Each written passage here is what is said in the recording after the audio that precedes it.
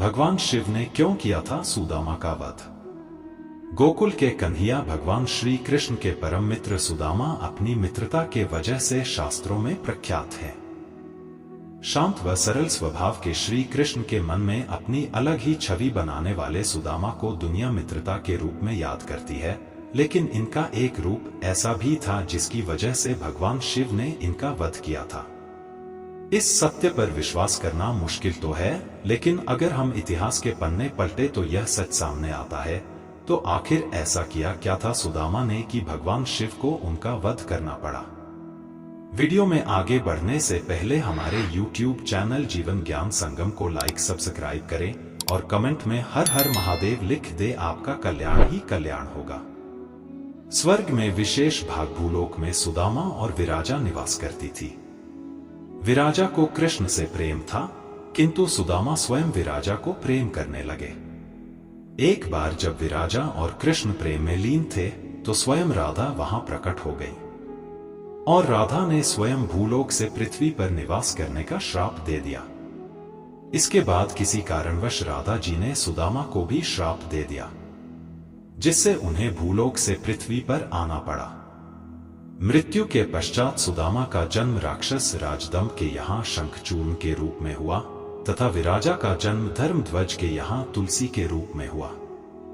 माता तुलसी से विवाह के बाद शंखचूर्ण उनके साथ अपनी राजधानी वापस लौट आए। कहा जाता है कि शंखचूर्ण को भगवान ब्रह्मा का वरदान प्राप्त था और उन्होंने शंखचूर्ण की रक्षा के लिए एक सुरक्षा कवच भी दिया था और साथ ही यह भी कहा था कि जब तक तुलसी तुम पर विश्वास करेंगी तब तक कोई तुम्हें जीत नहीं पाएगा। जरा इसे भी पढ़े, जानिए स्त्री की रचना करते समय देवदूत क्यों परेशान हो गए थे। इसी कारण शंखचूर्ण धीरे धीरे कई युद्ध जीतते हुए तीनों लोकों के स्वामी बन गए। शंखचूर्ण के क्रूर अत्याचार से परेशान होकर देवताओं ने भगवान ब्रह्मा से इसका समाधान देने की प्रार्थना की। ब्रह्मा ने इस विषय पर भगवान विष्णु से सुझाव लिए जाने की बात पर देवतागण भगवान विष्णु के पास गए। विष्णु जी ने देवताओं को शिव जी से सुझाव लेने को कहा। देवताओं की परेशानी को समझते हुए शिव जी शंखचूर्ण को वध करके उसके बुरे कर्मों से मुक्ति दिलाने का वचन दिया, लेकिन इससे पूर्व शिव जी ने शंखचूर्ण को शांतिपूर्वक देवताओं को उनका राज वापस करने का प्रस्ताव दिया। परंतु हिंसावादी शंखचूर्ण ने शिवजी को ही युद्ध लड़ने के लिए उत्तेजित किया।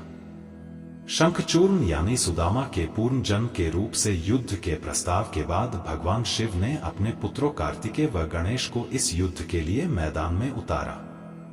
इसके बाद भद्रकाली भी अपनी विशाल सेना के साथ युद्ध के मैदान में उतरी।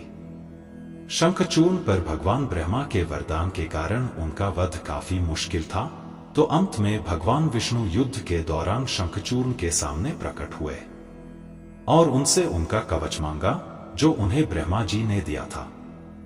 शंखचूर्ण ने तुरंत ही कवच भगवान विष्णु को सौंप दिया। तत्पश्चात मां पार्वती के कहने पर भगवान विष्णु ने कुछ ऐसा किया कि युद्ध का पूरा दृश्य ही बदल गया। विष्णु जी इस कवच को पहनकर शंखचूर्ण के अवतार में मां तुलसी के समक्ष उपस्थित हुए।